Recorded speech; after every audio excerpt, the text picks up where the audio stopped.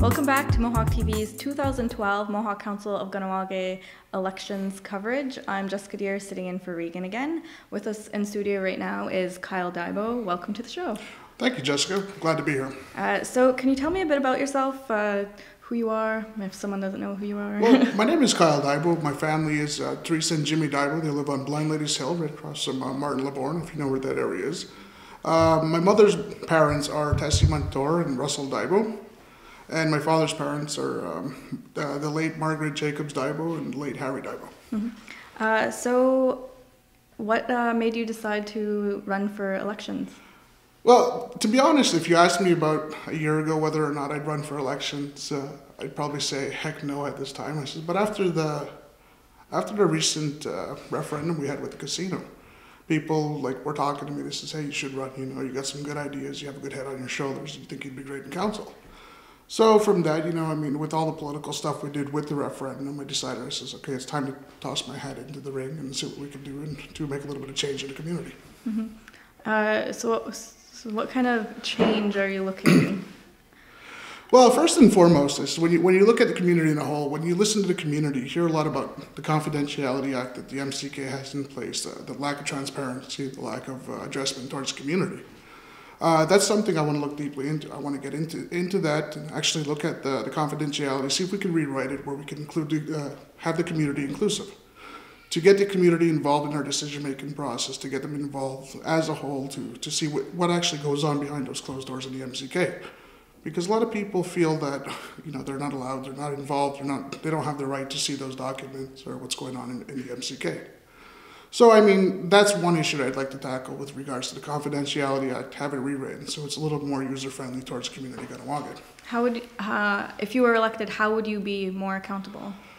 To be more accountable is to, we look at the funds that we have available in the council itself. There are some funds out there that they're called reserve funds that people don't know about. How much is in there, what we're doing with the money, why. Especially with the casino issue, where did we get that money for the $300,000 to disperse to look into these projects, so on? And we claimed that we were broke. All of a sudden now, even after candidates last night, we find out that there's an additional $10 million in the bank, according to Mr. Martin LeBourne. We'd have to be able to forthcome and tell this beforehand, not just election time to try and gain votes, but to the people all the time. To constantly tell them what's in our budget, what we have available, what we can give, what we can't give, and what we need to do. Mm-hmm. Well, so you seem to be coming from really a financial and budgeting stance here, but how would you be accountable in other ways, in terms of what chiefs are actually doing? Or give me an example of what chiefs are actually doing, because a lot of people are saying that we need change, so apparently there may not be a lot of things they're supposed to be doing. Mm-hmm. Give me an example. I just figured you asked the question. Let's get down to it. What are the chiefs actually doing? In the sense that you're asking me about accountability. Mm-hmm. Give me a direct question and I can answer you. It's a general. Mm-hmm. A general accountability that we have to look into with regards to the chief and council, and they should be accountable 100% to the people in everything. Well, that's what I was wondering, because you were really going from a financial perspective, and that's what is it a concern for you also? Well, when you look at accountability and transparency and everything else, you also have to look at jurisdiction-wise for accountability, so on. Right now, if you look at the community in a whole, you're right as a native Mohawk of Kahnawake is to be tax exempt on a reserve, 100% tax exempt. Now, we should be accountable for that to as chief and council, to be going out there to fight for our full tax rights. You shouldn't just be a Mohawk in Kahnawake. You should be Mohawk outside. Mm-hmm. As soon as you cross the boundary lines, half your rights disappear because you have to pay half the tax when you leave the reserve.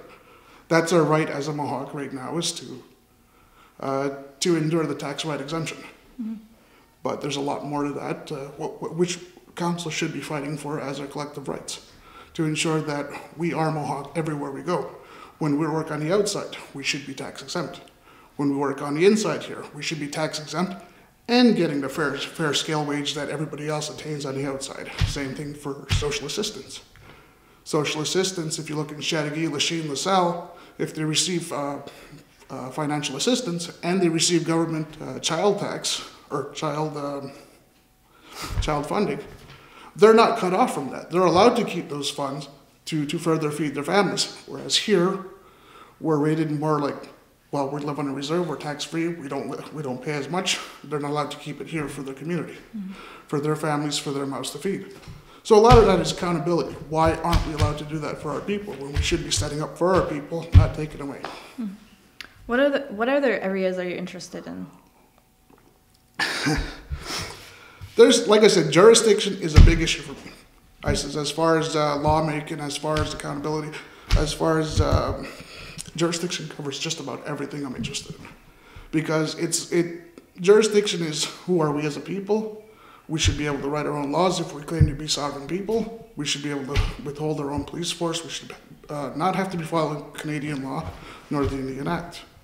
I mean, if you narrow it down a little more questioning, I could get a little more deeper. Well, I mean, like, if you were elected, which portfolios would you like to go to? Like, what?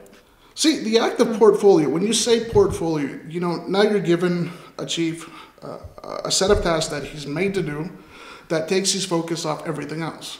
So in a whole focus, I think the portfolio section should be, every chief and council that's on the table tackling each issue together. This way you have the collective of 12 minds saying, okay, we're going to work on this, we're going to do this, we're going to do this. Agreed, boom, passed, it's put off to the side, it's over and done with, we work on the next one. Boom, boom, boom. As a collective, the 12 of us, we all agree, okay, we finished it, move on to the next thing, and continue working that way. When you have the one portfolio, you're just constantly focused on that. Week to week, you come back, you look at it, and you bring it to the table, and only you're the one that's really well informed, not everybody. So, I guess what would be some of the big issues that we're currently faced with in Kahnawake that you think are the big issues? I think one of the bigger issues that we're faced with is you look at it, some of our people are getting arrested for tax evasion. Some people are getting arrested for selling their inherent right, their tobacco trade. Whereas the outside police are sending notification to our own people to say, have them turn themselves into us so we could process them for gangsterism or illegal tobacco sales where we deem it legal to sell tobacco. It's not fair for us as a community to be handing our people out to the white man to prosecute. With the tobacco issue, I guess it's been in the news for the past little while. If you were elected, like, what do you think the Mohawk Council's role should be with tobacco? The Mohawk role with tobacco is we should be able to set our own guidelines with the government. We should be able to go to the government and say, hey, you know what? This is our inherent treaty rights. This is our right to sell tobacco, our right to free trade. We have this right. You can't take it away from us. We're going to do this continuously, and you're going to have to support us because you owe us that much for the lands and treaties and the mines and resources that you've taken thus far. No more negotiation, no more, can we have this please, and we'll give you this. No, we have to go back to the governments now and tell them enough is enough. We as a people won't take it anymore. We're standing together. We're binding together. We want to do this. This is our inherent right. What about, I guess in terms of your background, what type of experiences do you have or that would make you a good candidate for this job? Experience life-wise, I've spent since I was 13, I'm 35 now, that's 22, 23 years that I've spent of my life since 1990, learning about our traditional ways, living the life of Kahnawake. I've gone to survival school, I've seen what it was like to grow up there, I've gone to Howardist buildings, that's my educational background. Life-wise, I've gone to all three longhouses, I've seen how they work, I've seen how the inner workings of traditional government works. I've partaken in many clubs, many different organizations here in town.